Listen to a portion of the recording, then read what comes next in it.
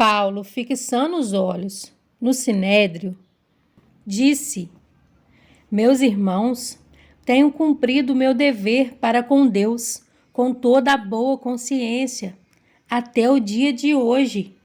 Diante disso, o sumo sacerdote Ananias deu ordens aos que estavam perto de Paulo para que lhe batessem na boca.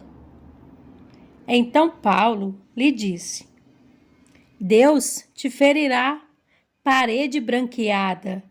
Estás aí sentado para me julgar conforme a lei, mas contra a lei me mandas ferir? Os que estavam perto de Paulo disseram: Você ousa insultar o sumo sacerdote de Deus? Paulo respondeu: Irmãos, eu não sabia que ele era o sumo sacerdote, pois está escrito: Não fale mal de uma autoridade do seu povo. Então, Paulo, sabendo que alguns deles eram saduceus e os outros fariseus, bradou no sinédrio: Irmãos, sou fariseu, filho de fariseu. Estou sendo julgado por causa da minha esperança na ressurreição dos mortos. Dizendo isso, surgiu uma violenta discussão entre os fariseus e os saduceus, e a assembleia ficou dividida. Os saduceus dizem que não há ressurreição, nem anjos, nem espíritos, mas os fariseus admitem todas essas coisas. Houve um grande alvoroço e alguns dos mestres da lei, que eram fariseus, se levantaram e começaram a discutir intensamente, dizendo: Não encontramos nada de errado neste homem. Quem sabe se algum espírito ou anjo falou com ele? A discussão tornou-se tão violenta que o comandante teve medo que Paulo fosse despedaçado por eles.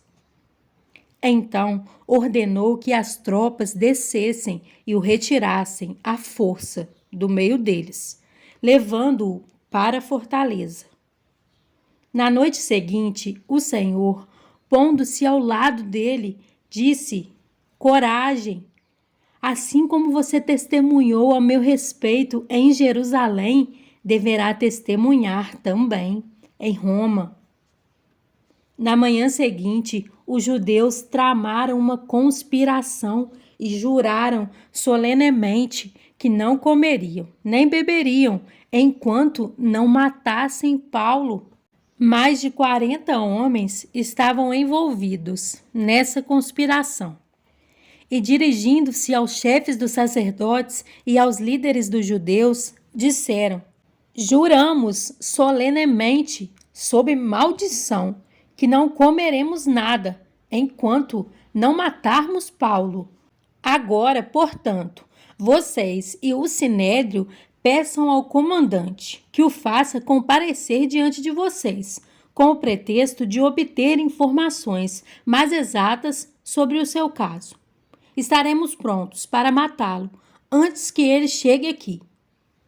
Entretanto, o sobrinho de Paulo, filho de sua irmã, teve conhecimento dessa conspiração.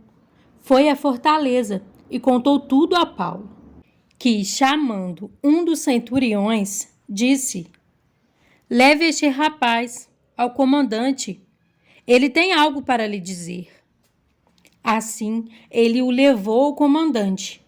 Então disse o centurião: Paulo, o prisioneiro, chamou-me, pediu-me que te trouxesse este rapaz, pois ele tem algo para te falar. O comandante tomou o rapaz pela mão, levou-o à parte e perguntou: Que você tem para me dizer? Ele respondeu: Os judeus planejaram pedir-te que apresentes Paulo ao sinédrio amanhã, sob pretexto de buscar informações mais exatas a respeito dele. Não te deixes convencer, pois mais de 40 deles estão preparando uma emboscada contra Paulo. Eles juraram solenemente não comer nem beber enquanto não matarem. Estão preparados agora esperando que prometas atender-lhes o pedido. O comandante despediu o rapaz e recomendou-lhe: não diga a ninguém que você me contou isso. Então ele chamou 2 de seus centuriões e ordenou-lhes: preparem um destacamento de 200 soldados, 70 cavaleiros e 200 lanceiros, a fim de irem para Cesareia esta noite, às 9 horas da noite. Providenciem montarias para Paulo e levem-no em segurança ao governador Félix. O comandante escreveu uma carta nestes termos: Cláudio Lísias, ao excelentíssimo governador Félix, saudações.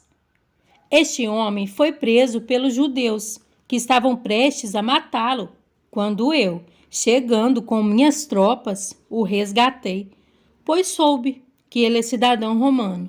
Querendo saber por que o estavam acusando, levei-o ao sinédrio deles. Descobri que ele estava sendo acusado em questões acerca da lei deles, mas não havia contra ele nenhuma acusação que merecesse morte ou prisão. Quando fui informado de que estava sendo preparada uma cilada contra ele, enviei-o imediatamente a Vossa Excelência. Também ordenei que os seus acusadores apresentassem a Vossa Excelência aquilo que tem contra ele. Os soldados, cumprindo seu dever, levaram Paulo durante a noite e chegaram a Antipátride. No dia seguinte, deixaram a cavalaria prosseguir com ele e voltaram para a fortaleza. Quando a cavalaria chegou a Cesareia, deu a carta ao governador e lhe entregou Paulo. O governador leu a carta e perguntou de que província era ele. Informado de que era da Cilícia, disse: ouvirei seu caso quando seus acusadores chegarem aqui. Então ordenou que Paulo fosse mantido sob custódia no palácio de Herodes. Em João 14, 21 a 26, diz: quem tem os meus mandamentos e lhes obedece, esse é o que me ama. Aquele que me ama será amado por meu Pai, e eu também o amarei e me revelarei a ele. Disse então Judas, não Iscariotes: Senhor, mas por que te revelarás a nós e não ao mundo? Respondeu Jesus: se alguém me ama, guardará a minha palavra. Meu Pai o amará. Nós viveremos a ele e faremos nele morada. Aquele que não me ama não guarda as minhas palavras. Estas palavras que vocês estão ouvindo não são minhas, são de meu Pai que me enviou. Tudo isso lhes tenho dito, enquanto ainda estou com vocês. Mas o Conselheiro, o Espírito Santo, que o Pai enviará em meu nome, lhes ensinará todas as coisas e lhes fará lembrar tudo o que eu lhes disse.